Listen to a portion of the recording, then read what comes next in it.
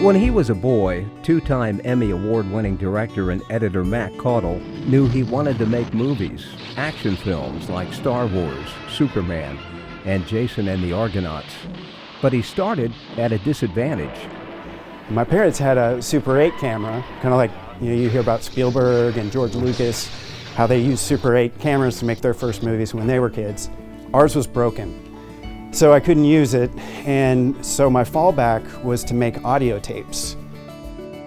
And he turned those audio tapes into rather elaborate productions.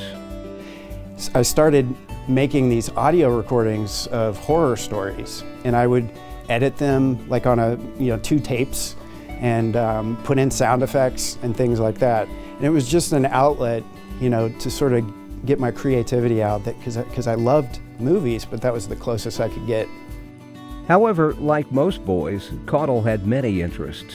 One of the others was music. Middle school is when I, picked up the trumpet, seriously. I learned trumpet a little bit in elementary school, but middle school it was the next step up. And then the same with high school. High school it was, a bigger step, a better sound, better musicians. I started taking lessons. And for a Kentucky teenager fascinated by the world of music, Morehead State University was the place to be. Morehead gave me a great music scholarship, and that's what brought me to Morehead. His involvement in the music program taught him discipline and a commitment to excellence. Then a friend encouraged him to get into theater, so he auditioned for Amadeus and was cast. He liked the experience. So I was like, whoa, this is pretty cool. And I just started, getting more involved in theater. I did quite a bit of acting, but I started to do a lot of stuff behind the scenes, stage managing. My niche sort of became doing lighting design. So kind of a little bit of everything with that. Working with actors and directing, my senior year. Caudill's introduction to TV and film at Morehead State came from another friend, a fraternity brother, and a radio and TV major. But he took me into this room where they had this Panasonic deck, and he showed me essentially what editing is. And it's weird to think that there was a time when I didn't understand what editing was. You just think everything's shot with a camera and it's magically edited or put together. I don't know, it just never crossed my mind. And I think a lot of people are that way. But I saw with my own eyes what he was doing, and immediately I was back to being a little kid. But a love affair was born. Caudill was enamored with the process of editing. After graduating from MSU in 1993, Caudill worked as a script supervisor on an independent film and took a job at Louisville Productions, a company that made commercials and infomercials. Then he had a chance to work in the entertainment division at Kentucky Kingdom.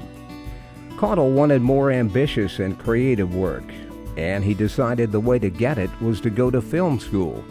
The school was Chapman University, and it was in Los Angeles. I had to leave Kentucky, not just leave Kentucky, I had to move to LA where I didn't know anyone. And that kind of started that trek. I took everything I could fit in a couple of suitcases and my bike, flew one way to LA, completely terrified out of my mind. But he left Chapman in 1998 as the Graduate Student of the Year, having composed short film scores and winning the Graduate Film Project of the Year in 1997. What followed was a series of editing jobs and a burgeoning new form of entertainment, reality television. There was America's Next Top Model, Dancing with the Stars, The Real World, Keeping Up with the Kardashians, and Starting Over, for which he received 2 Emmy Awards.